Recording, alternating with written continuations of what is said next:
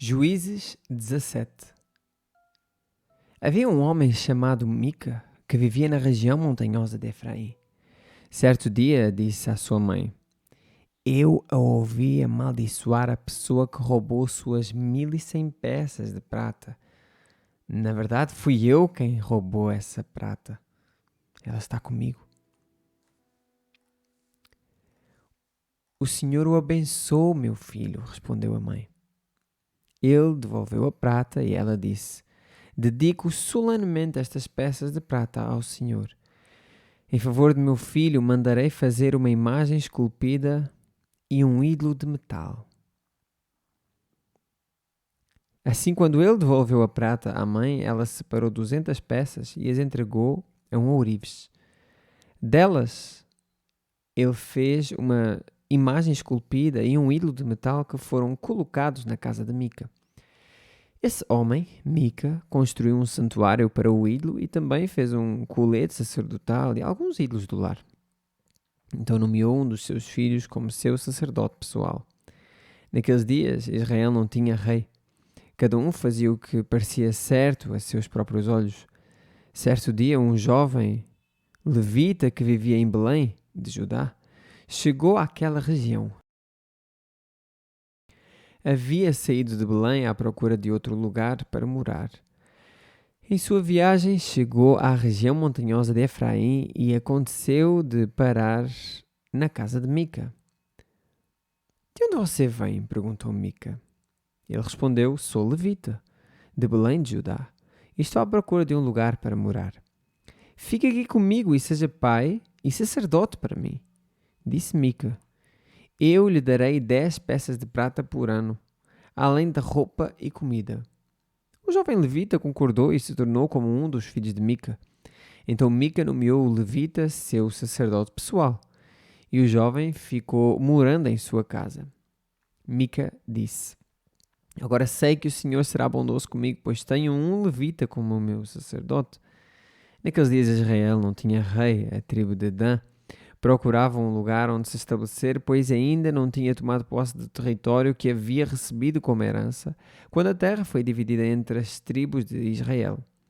Então os homens de Dan escolheram dentre seus clãs 5 guerreiros corajosos das cidades de Zorá e Estaol, para explorar um território onde a tribo pudesse se estabelecer.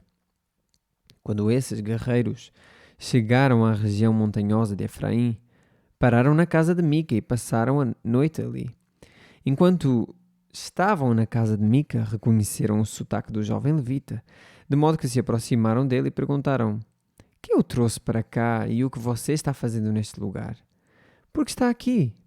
O jovem respondeu: Fiz um acordo com Mica e ele me contratou como seu sacerdote pessoal.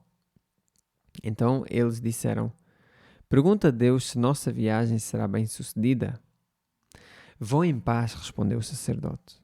O Senhor está cuidando de sua viagem. Os 5 homens prosseguiram até a cidade de Laish, onde notaram que os habitantes levavam uma vida tranquila como os sidônios. Eram pacíficos e viviam em segurança, pois não havia quem os oprimisse em sua terra.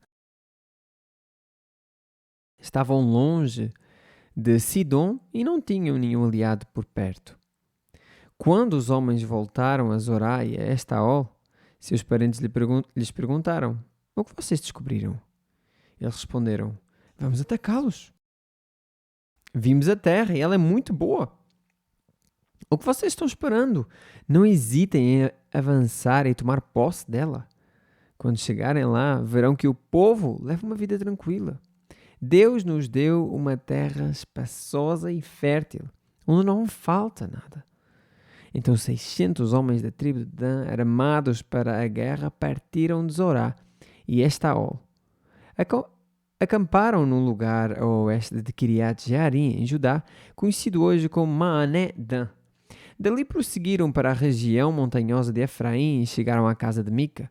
Os 5 homens que haviam explorado a terra nos arredores de Laish explicaram aos outros: Numa destas casas há um colete sacerdotal e também alguns ídolos do lar, uma imagem esculpida e um ídolo de metal. O que vocês acham que devem fazer? Os 5 homens saíram da estrada principal e foram à casa de Mica, onde morava o jovem levita, e o saudaram. Os 600 guerreiros armados da tribo de Dan ficaram à entrada da porta, e os 5 espiões entraram no santuário e removeram a imagem esculpida, o colete sacerdotal, os ídolos do lar e o ídolo de metal. Enquanto isso, o sacerdote ficou junto à porta com os 600 guerreiros armados. Quando o sacerdote viu que os homens estavam levando todos os objetos sagrados do santuário de Mica, perguntou: "O que vocês estão fazendo?" "Fique quieto e venha conosco", responderam. "Seja nosso pai, sacerdote. Não é melhor ser sacerdote de uma tribo inteira e de um clã de Israel do que da casa de um só homem?" O jovem sacerdote aceitou de bom grado acompanhá-los. Pegou o colete sacerdotal, os ídolos do lar e a imagem esculpida e se uniu a eles. Então deram a volta, colocaram as crianças, o gado e os bens na frente do grupo e partiram. Quando os membros da tribo de Dan estavam longe da casa de Mica, ele e seus vizinhos foram atrás deles. Gritavam para os homens de Dan, que se voltaram e disseram a Mica: "Qual é o problema? Porque você convocou esses homens para nos perseguir?" Mica respondeu: "Como é que vocês me perguntam qual é o problema? Tomaram todos os deuses que fiz e levaram o meu sacerdote. Não me restou nada." Então reparem, 600 homens, ok? Mais de 600 homens. Eles estão a caminho de outro lugar. E Mica, porque lhe tiraram o sacerdote dele e os ídolos dele,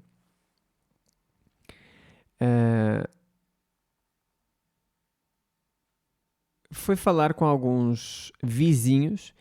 E os vizinhos, coitados, né, foram atrás de 600 homens.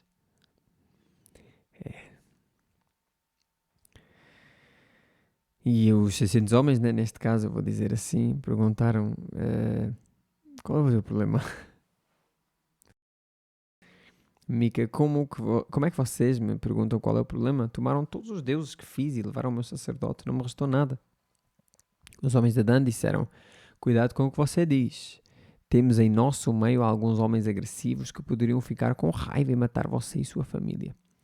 Assim os homens de Dan seguiram o seu caminho. Quando Mica viu que eram numerosos demais para atacá-los, deu meia volta e foi para casa.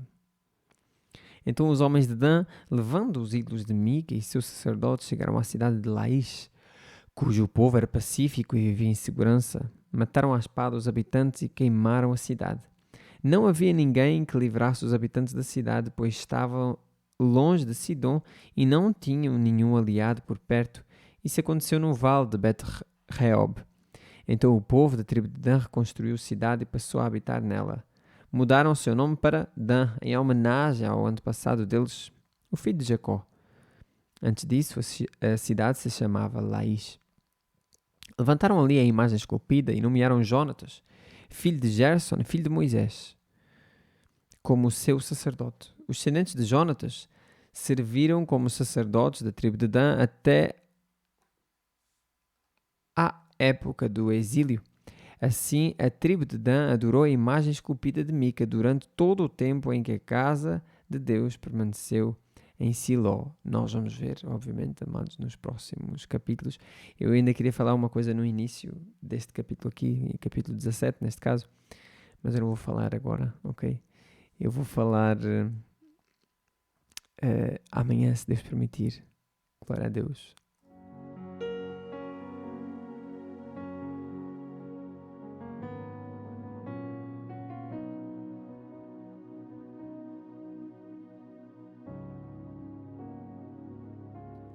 Olá a todos, meus amados irmãos, sejam bem-vindos a mais um dia. Glória a Deus, amados. Eu volto a dizer que as lives vão começar vão retomar, neste caso, vamos retornar às lives no dia 10 de julho, se Deus permitir, ok? Esse é o dia que eu estou a pensar neste caso. Então, eu disse dia 10 de julho, mas eu não vi que dia da semana é que é. Eu vi dia 10 de julho porque eu achei que fosse um bom dia para isso aí. Deixa eu ver aqui. Uau! Segunda-feira. Glória a Deus. Glória a Deus, amados. Vamos ler João 3, 1 a 21, se Deus nos permitir. Havia um fariseu chamado Nicodemos, líder religioso entre os judeus. Certa noite veio falar com Jesus e disse: Rabi, todos nós sabemos que Deus enviou o Senhor para nos ensinar. Seus sinais são prova de que Deus está com o Senhor. Jesus respondeu: Eu lhe digo a verdade. Quem não nascer de novo não verá o reino de Deus. Amados, eu acho que nós não temos a noção da importância deste versículo aqui. Eu acho que nós devemos dar muito mais importância a este versículo aqui. Quem não nascer de novo não verá o reino de Deus. Quem não for uma nova, quem não se tornar, não é Ele próprio, é Deus que nos torna, claro, mas quem não for uma nova criatura não verá o reino de Deus. Porquê? Porque não é nascido da carne, nem da vontade da carne, nem do sangue, mas é nascido de Deus. Esse é o objetivo. Nós vemos isso em 1 João, o mesmo discípulo que escreveu o Evangelho, neste caso segundo João, né? Este João aqui que eu estou a falar, é o mesmo João que escreveu a primeira, segunda e terceira cartas, a primeira, segunda e terceira cartas, ok? Então, Nicodemos perguntou: como pode um homem velho nascer de novo? Perguntou Nicodemos. Amados, então nós vemos que numa odre antiga não se pode colocar vinho novo, não se pode remendar as calças velhas com um pano novo, porque vai rasgar, vai ficar... Ou seja, amados, Jesus teve que trazer essa real novidade de vida, algo novo, ok? Se fosse apenas em relação às boas obras e tudo mais, todas as religiões que nós vemos por aí, elas seriam boas, suficientes, ok? Mas não é o caso, amados. E nós temos que entender isso. Quando uma religião prega, e a única religião que não prega, na verdade, eu vou chamar de religião, é o cristianismo bíblico, em conformidade com a Bíblia. Pelo menos vou falar do Novo Testamento aqui. O que é que acontece? Nós temos o panorama do Antigo Testamento, temos o panorama do Novo Testamento. No Antigo Testamento nós vemos que eles faziam obras. E Paulo mostra no Novo Testamento que isso aconteceu para que nós, todos nós, entendamos que pelas obras nós não conseguimos, ok? Romanos 8, no início, está logo lá a falar isso aí. O que eu acho maravilhoso se nós formos a ver, amados, se nós estamos mortos em nossas ofensas, se nós estamos mortos nos nossos pecados, então nós não conseguimos fazer nada. É Deus em nós, ok? E essa transformação ela tem que existir mesmo. Eu vou tentar ver aqui se eu consigo ver. Acho que é Romanos 8 ou Efésios 2, na verdade. Agora, portanto, ok, Espírito. Aqui, versículo 3 de Romanos 8 diz: a lei não era capaz de nos salvar por causa da fraqueza da nossa natureza humana. Então, amados, tu e eu somos fracos em termos de natureza. A nossa natureza é fraca. A nossa natureza, ela caminha para o inferno. Ela não agrada a Deus. É isso que nós temos que entender. Repara aqui, versículo 8. Por isso, aqueles que ainda estão sob o domínio de sua natureza humana não podem agradar a Deus. Ou seja, nós temos realmente que nascer de novo aqui. Há muitas pessoas que dizem que nascer de novo significa batismo nas águas. Mas, amados, batismo nas águas é uma confirmação do verdadeiro batismo, da verdadeira transformação de vida, ok?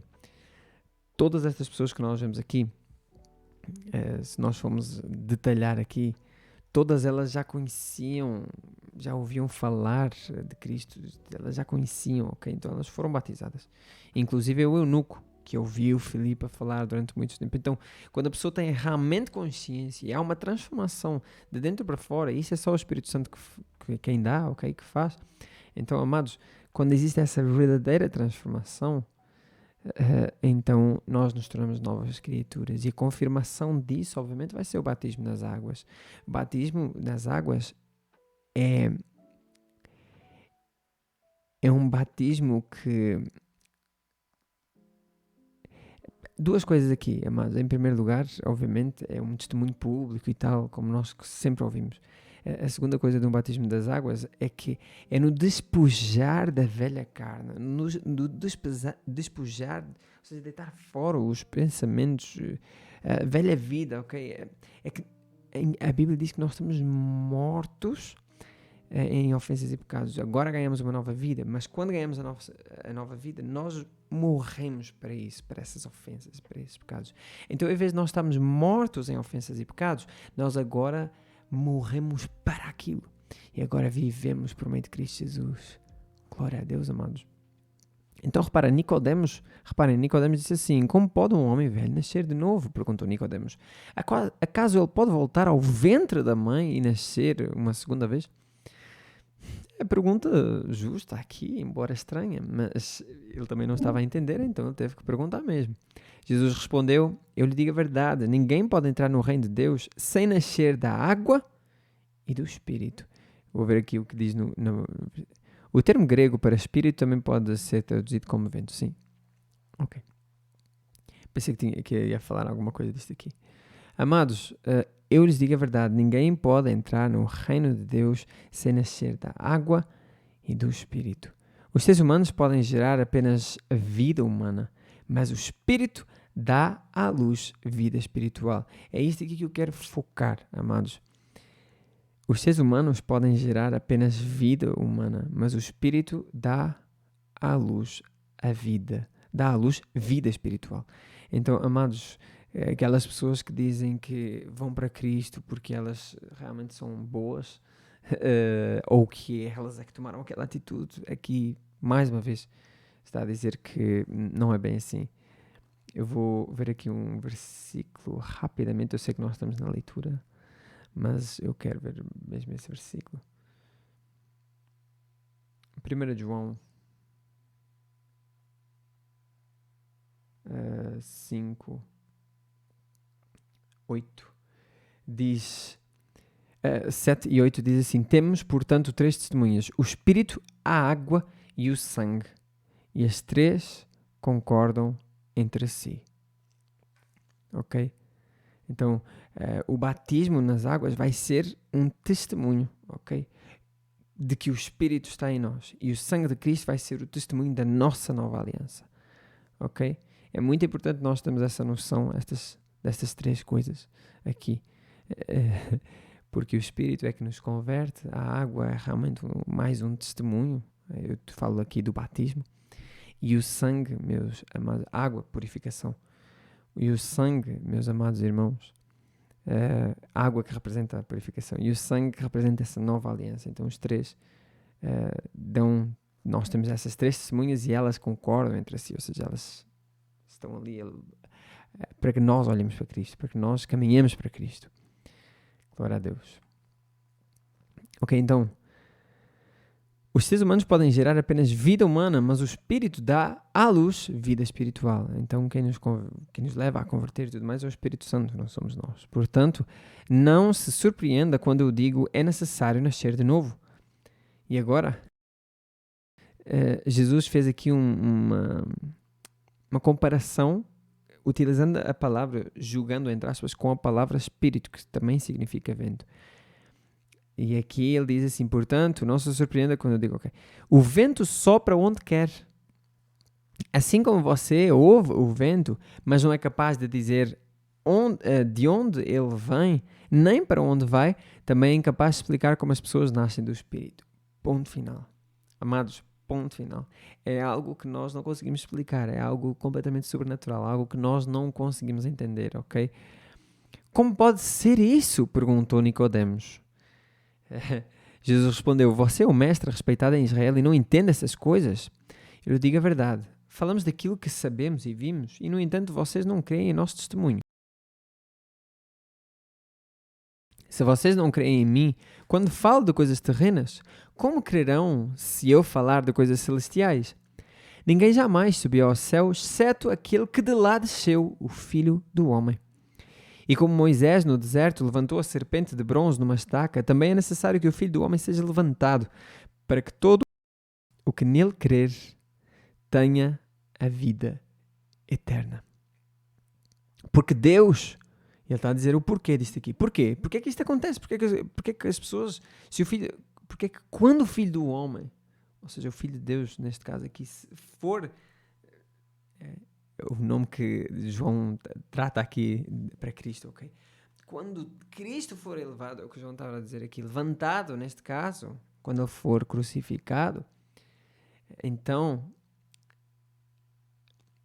é também necessário que o Filho do Homem seja levantado para que todo aquele que nele crê, ou seja, quando Cristo alcançar toda a nossa salvação, eu vou dizer isto desta maneira, para que quando ele alcançar a nossa salvação, amados, nós, todo aquele que olha, da mesma maneira que foi aqui nos tempos de Moisés, todo aquele que olha, que segue a Cristo Jesus, ele terá a vida eterna, ok? Claro que esta parte de Moisés e tudo mais é figura de Cristo, mas para que todo aquele que nele crer tenha a vida eterna. Amados, Deus... E ele explica porquê. Mas porquê? Porquê que Deus entregaria o seu próprio Filho? Porque Deus amou tanto o mundo, que deu o seu Filho único, para que todo o que nele crer não pereça, mas tenha a vida eterna. Deus enviou seu Filho ao mundo não para condenar o mundo, mas para salvá-lo por meio dele. Isso é uma coisa que os não cristãos costumam pensar. Os cristãos vêm aqui apontar o dedo. Alguns cristãos realmente fazem isso, mas ouçam com atenção. Os cristãos vêm aqui apontar o dedo e tudo mais. Amados, o mundo está condenado. Aquela pessoa já está a caminho do inferno. Então, Cristo Jesus, ele não veio condenar o mundo já está condenado por si só, por si mesmo, pelos seus próprios pecados. Mas Cristo não veio condenar o mundo já está condenado. Cristo veio salvar. É isto que nós não entendemos quando partilhamos o Evangelho. Parece que pedimos, por favor, aceita Cristo. Amados,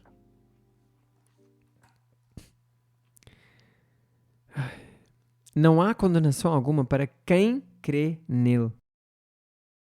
Amados, obviamente, não há condenação alguma para quem crê nele. Significa que quem crê, então faz em conformidade. É realmente uma nova criatura. Ok?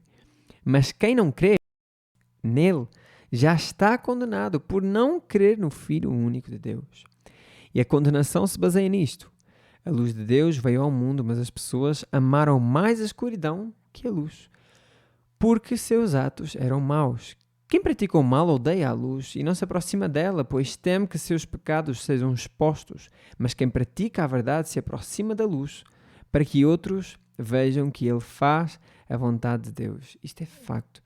Tu sabes perfeitamente quando tu estás com alguma dificuldade, algum pecado que eu falo, tu não queres luz, tu não queres que alguém te diga que tu estás errado, porque tu sabes que estás errado. Então, meus amados irmãos, nós não queremos alguém puro, entre aspas, nós não queremos alguém santo, nós não queremos uma luz ali a dizer que nós estamos errados, nós queremos continuar em pecado. Por isso, amados, é tão importante nós temos uma congregação. Porquê? Porque dá para praticar e dá para também ser iluminado também pelos nossos irmãos que estão em Cristo Jesus, ok? Isso é maravilhoso, maravilhoso mesmo, amados. É que dá muita vontade de falar durante muito tempo, mas nós vamos fazer aqui uma pequena pausa.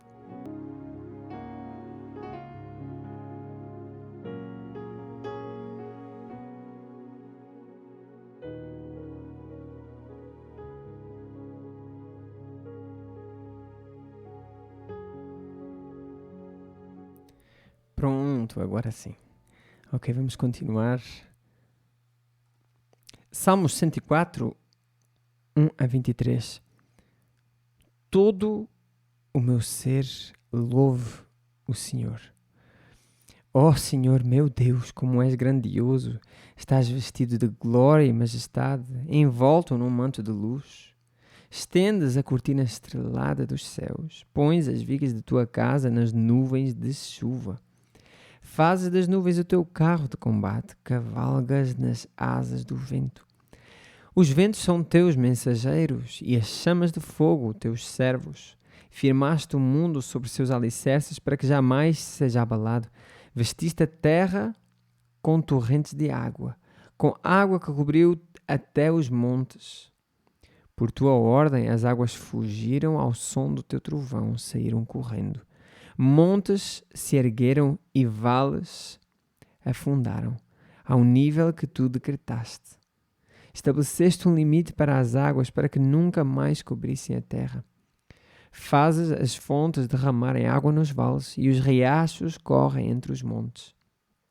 Todos os animais bebem dessa água, e os jumentos selvagens matam a sede.